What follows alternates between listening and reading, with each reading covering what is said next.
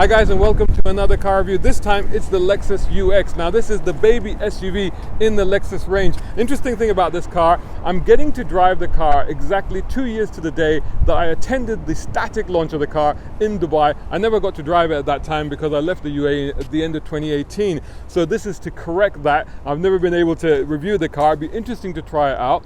Now this of course has the platform from the Prius, the Corolla, and of course the CHR, and that's what it's most closely related to. It is slightly longer and wider than the CHR, but it shares the same wheelbase. So it'll be interesting to compare it to that car. The CHR is actually one of my favorite SUVs in the Toyota lineup. The engines are also similar. Now this one has a 2-liter petrol hybrid. This is, I should give it its full name, it's the UX 250H. This one is the E4 F Sport Takumi. I'll come to the E4 bit in a minute. So the engine is a 2-liter hybrid, as I was saying, puts out 181 brake horsepower, good for 110 miles per hour, 0 to 60 in 8.7 seconds. It will give you about 47 miles per gallon. I've been seeing about 45, 46 myself, so that's not far off. And in terms of emissions, it will do 136 grams per kilometer, so that's not bad at all. How much is it? Well, they start at just under £30,000, but that's for the front-wheel drive car. If you want the all-wheel drive car, the starting price immediately jumps up to £38,000. There's 3 trim levels, and the Takumi, this one, is actually the top level car. And this one is nearly £43,000. Add in the azure blue metallic paint, that's another £600 on this car. How does that compare to the CHR? The CHR with the same engine also starts at around £30,000. So it's interesting. You'd think that the Lexus would be a lot more expensive. It would be better equipped, but on price there isn't necessarily that difference. It definitely looks like a Lexus. It looks like quite a substantial car. It looks like a bigger car than it actually is. You don't look at it and think that's a small Lexus. You think that's a Lexus, but it is actually the smallest in the baby range. Now the other car that I was going to mention is that they do now do an all-electric version of this car, of the UX. It's a UX 300e. That starts at £44,000, so that's not a cheap option. So it'll be interesting to see how this compares with the CHR in terms of its driving, its practicality, and all the rest of it. Certainly has the Lexus looks. I think I still prefer the CHR looks a little bit over this one, but it's not a bad looking car, particularly in the color. Before we get into all of that, oh, by the way, if you want to see my CHR reviews, they're on my previous channel, Motoring Middle East. And talking of channels, make sure that you subscribe to youtube.com/browncarguy. Make sure you follow me on all the social media channels and search for my hashtag. It's hashtag browncarguy. And of course, subscribe to browncarguy.com. If you enjoy my content, then please consider sponsoring it. And you can do that at patreon.com/Shazad Sheikh. I'll tell you more about that at the end of the video. Cool, let's get into this.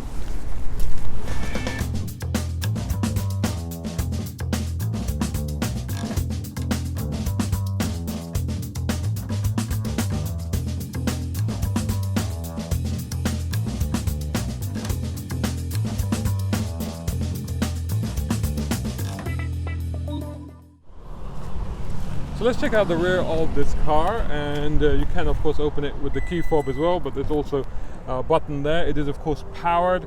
You'll notice it has quite a high loading lip to get stuff onto, and once you look in here you actually see that that is actually not a very deep floor at all. In fact, that's a very limited amount of space for a car of this size if you look at it, and I'm pretty certain that the CHR definitely had more space than this, even in its hybrid form. If you're thinking that's where the batteries are, I don't think that's the reason. The closest that I can think of is that maybe because this is an E4 and they have a motor that drives the rear wheels, that's what's taking up the space. You do have a little bit of space underneath, so you have got these boxes and compartments, so that's quite handy for tools and stuff like that, but there's no space saver in here, so you don't need that. Then you've got another compartment there, the battery is there, and then the compartment is there. You do have these hooks that are in the back here, and then you have these hooks that come out.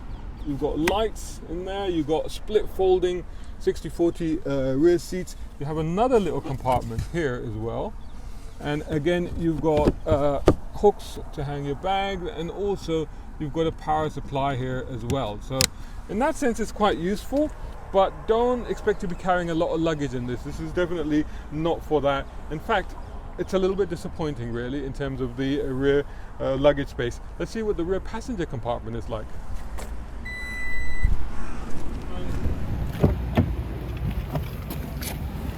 There you go.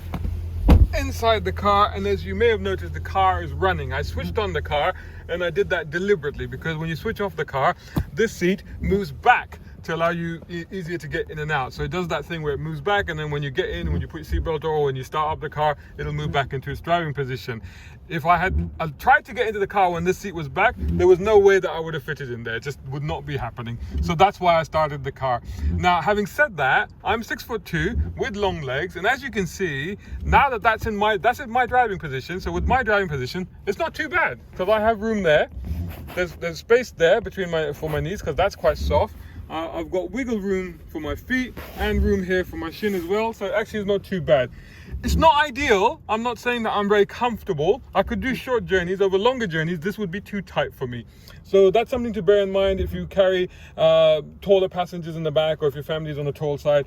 Do test it out. Do check it out first before you buy. It's manageable, but over a longer journey, this might be an issue. Two vents back here and two USB plugs, which is quite good because, you know, that's what all the kids want these days. Actually, I want them too, let's be honest. And you get an armrest with two cup holders, and you get Isofix child seat anchor points. Headroom's not too bad, not an issue at all. Elbow room is okay. The rest of the space is all right. All, of course, nicely finished and nicely trimmed and all the rest of it, as you'd expect from a Lexus. But that's pretty much all there is back here. Let's get in the front because there's lots of stuff up there to talk about.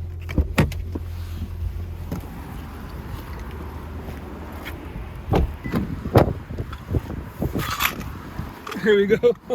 It's started raining now, so it's good to get out of the rain, if nothing else, I'll tell you that much. So the car is already running, as I said, but what I'll do is I'll turn it off and back on again so that you can see. Now you'll see that interesting thing where the dial actually moves across. That's something that was introduced way back in the Lexus LFA supercar and then made it into the Lexus model range. It's more of like all of this dramatic graphic stuff that's going on. It's more of a novelty feature really than something that's usable, because the information that you get here, which I can just access by pressing this controller here, which that tells you how the hybrid system is working. That tells you the range. This tells you the miles per gallon, so 44 miles per gallon. I've done a longer motorway run. I've done about 236 miles in it, and I did see over 45 miles per gallon. So all of this information that you're getting here, plus of course you can then go in and you can select all of this stuff.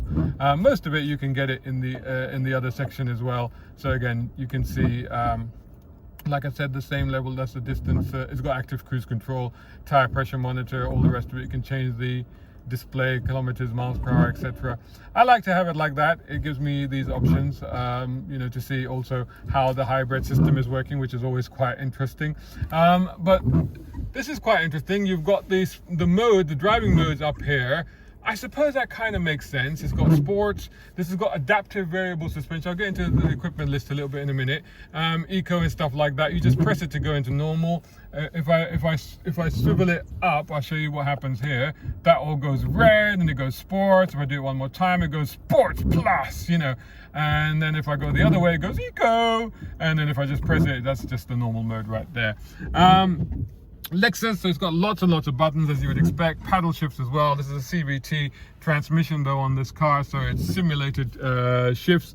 All nicely done, all nicely laid out, as you can imagine. This is quite handy. The camera view there, as you can see it. So if I press that, then up there you'll immediately get the camera view. And it's just showing you a 360 all around the car. Look at that, that's quite interesting, isn't it? So it's got actually a number of different aspects that it can do. Press it again, and then actually, if I'm in drive and I press it, there you go, and then it shows you 360 all around the car, so a bird's eye view and all the rest of it. And of course it got reversing camera as well, as you'd expect.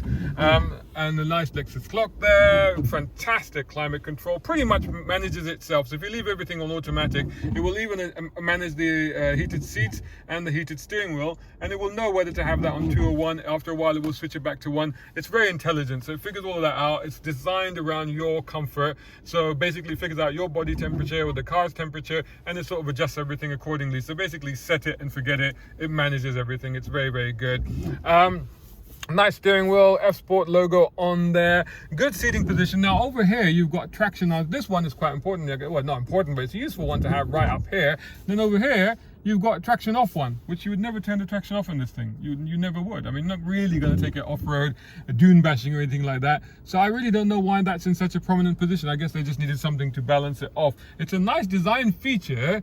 It's a bit like the moving dial. It's a nice design feature, but I don't know how functional that actually is. But still, I mean, there you go. That's where that button is. Over here, you've got wireless charging for your iPhone, so that's quite good. A little power supply there as well. That's quite handy. It's interesting that it's got a warning that's way down there, which you can't really see unless you do that. It just says don't put metallic objects between your phone and stuff. Cup holders.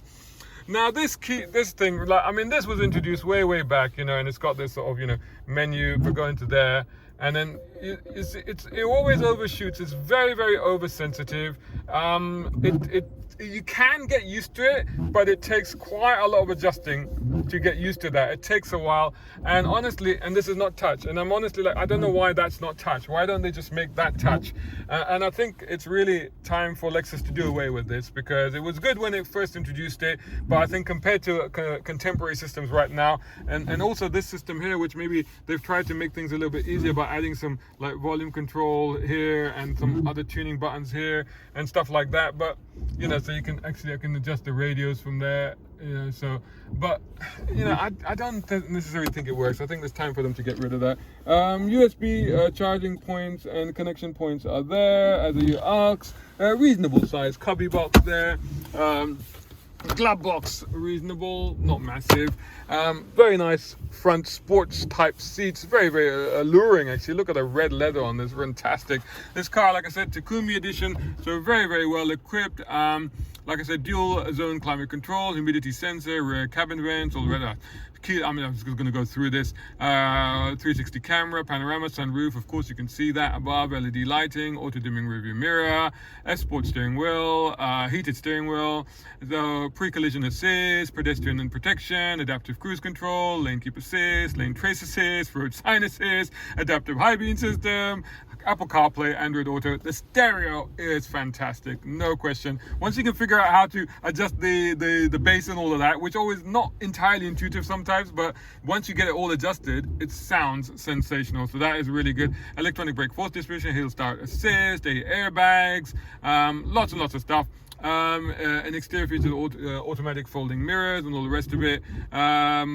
Blah 18-inch F Sport alloy wheels. We'll get into that when we get into drive. So overall, just as you'd expect from a Lexus, very nicely appointed, very nicely kitted out, lots of features, and yeah, really nice place to be. Next thing to do is to take it for a drive.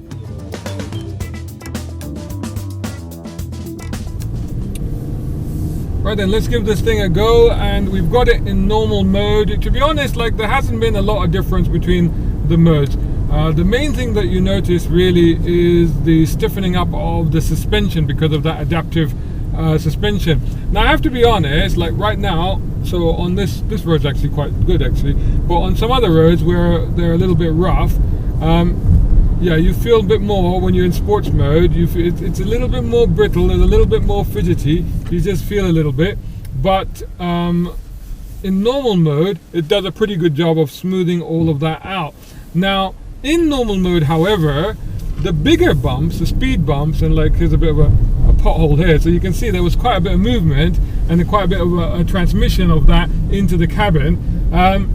So to me that's a little bit surprising for a Lexus, because Lexus rides are normally fantastic, and just a little bit bumpy on the more severe bumps. On the minor undulations and stuff on the tarmac, it handles them very well. On the sort of more severe ones, speed bumps, ridges, potholes, stuff like that, it's a little bit more, I don't want to use the word jarring, but it's a little bit more, you can feel it and you can hear it. So in that sense, it's a little bit surprising.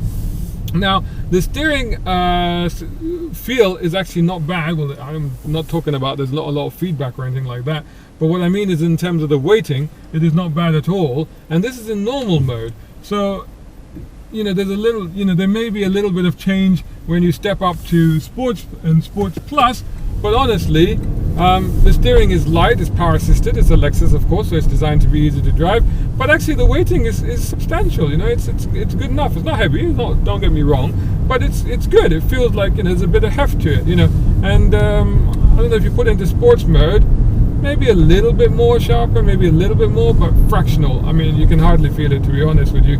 Not much use really to employ the paddle shifts. The performance is pretty good, especially the initial acceleration. You never, I mean, again, from any speed in any gear, well, I say any gear, but obviously it's doing artificial step changes rather than real step changes because it's a CVT. But it seems to handle them very well. It doesn't seem to have any problem at all. Generally configured to be quite an easy car to drive, with all of the cameras and everything else. There's not a problem with visibility all around generally. The rear C-pillars are quite thick and they lead to a smaller rear window, but the mirrors are quite usable, and there is generally good view available through that window, so through the back window, so it's not too much of an issue. It feels like a slightly bigger car than you think, because I don't know if it's just a psychological thing or if it is the way that the car is configured, that because you're sitting in a Lexus you think that it's a bigger car, and it's only when you're negotiating smaller gaps and stuff you realize, oh no, actually it is quite a small car, and you can pretty much park it anywhere and stuff like that. So it's they call it the UX, it's the Urban Xplorer, and that kind of makes sense because it's got all-wheel drive. It doesn't really need it, to be honest with you. I don't see any benefit really in having that system in normal day-to-day circumstances, unless like weather conditions get really extreme or you have snow or sleet and stuff like that. But generally, there's plenty of grip available. It's pretty sure-footed. You're not going to doubt what it's doing. Now I've had it on the motorway, and on the motorway it was supreme, and that was in very bad weather conditions. A lot of stormy weather, and generally cruise, no issues at all. It's got a active cruise control, so you just set it and it takes care of everything for you. You feel very assured in the car. You feel very confident in the car. You feel very certain that it's going to look after you, not only because of all the safety systems, but because of the solidity and the dynamic competency of the car. You just know that it's good and it's well behaved and it's going to do everything you need it to do. So overall then, I mean, it's a very easy car to drive, it's a very easy car to manage. It's a reasonably satisfying car to drive, if not entirely an engaging car. So when you get the F Sport and the Sports and this and that, don't let that fool you. This is not a sports car. This is a family vehicle, but it's an okay family vehicle. It's not bad. It does a good job of what it's meant to do. So ultimately, where do we stand with it? Would I recommend this car? Well, if you're going to get one of these, I would strongly recommend that you go and look at the Toyota CHR first. As I've ranted and raved about it before, I do really rate that car quite highly, and the petrol only version was actually really enjoyable to drive as well. And I think the practicality, to be honest with you, I think is slightly better on that car, especially the luggage space compared to this one, the E4. So yeah, check that one out before you decide for this. If you are a Lexus owner, and I'm totally with you, Lexus have very loyal owners, especially in the SUV range. I've run red Lexuses before. I really love the current RC model, and the LC model is just spectacular. So they are great cars, and if you want to stick with the brand but you want something smaller, have a look at this. If you don't carry large adults in the back, and you don't have to carry too much other than the weekly shop and the luggage space, then this is absolutely fine. And you don't need the E4, and you don't necessarily need the top spec car, because they're all pretty well equipped. But you like to have your bells and whistles if you're going to get a Lexus, aren't you? Don't you? So that's always an issue with it. So there you go. There's a review of the Lexus UX 250h E4 F Sport Takumi. Let me know what you think of the car, the review, anything else you want to talk about in the comments above below elsewhere. Make sure that you are subscribing to youtube.com/Brown Car Guy. Make sure you follow me on all the social media channels. Just search for my hashtag. It is, of course, hashtag Brown Car Guy. And, of course, subscribe to browncarguy.com.